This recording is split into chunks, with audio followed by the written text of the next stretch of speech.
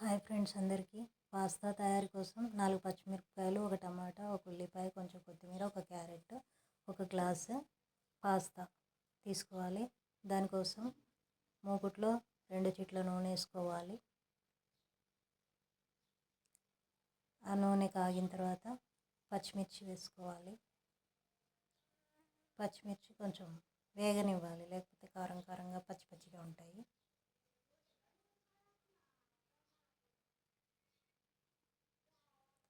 తర్వాత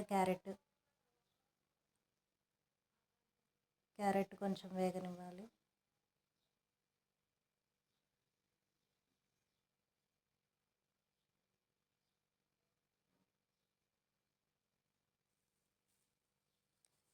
తర్వాత మనం పక్కన పొయ్యి మీద పాస్తా ఉడకబెట్టడానికి నీళ్ళు పెట్టుకోవాలి. క్యారెట్ వేగిన తర్వాత ఉల్లిపాయ వేసేసేయాలి. ఉల్లిపాయ కూడా బాగా వేగనివ్వాలి.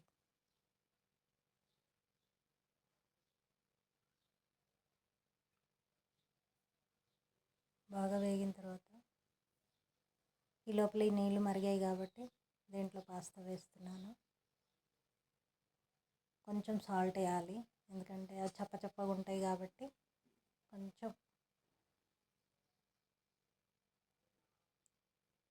ఈ ముక్కలకి పట్టడానికి సరిపడా ఉప్పు వేస్తున్నాను, ఎందుకంటే మ్యాగీ పౌడర్లో ఉంటుంది, సో అందుకని కొంచెమే ఉప్పు వేస్తున్నా.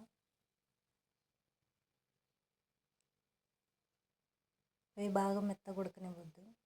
బాగా మెత్తగా ఉడికితే మొత్తం ఇదైపోతాయి. తర్వాత ఇవి వాటర్ పూర్తిగా ఉంచేయద్దు. 1/2 స్పూను పసుపు వేసి బాగా కలపాలి. తర్వాత టమాటో వేసుకోవాలి. టమాటా కూడా మగ్గనివ్వాలి. పాస్తాలో ఏంటంటే పూర్తిగా వాటర్ ఉంచితే డ్రై అయిపోతుంది, అందుకని పూర్తిగా వాటర్ ఉంచొద్దు, కొంచెం ఉండాలి. తర్వాత ఒక 1/2 స్పూన్ కంటే తక్కువ కారం వేయాలి. పచ్చివాసన పోయేంత వరకు వేయించుకోవాలి. తర్వాత మనము ఈ పాస్తా కూడా వేసేసుకోవాలి. మ్యాగీ పౌడర్ కూడా వేయాలి, నేను అది క్లిప్ మిస్ అయినట్టుంది. అంతే.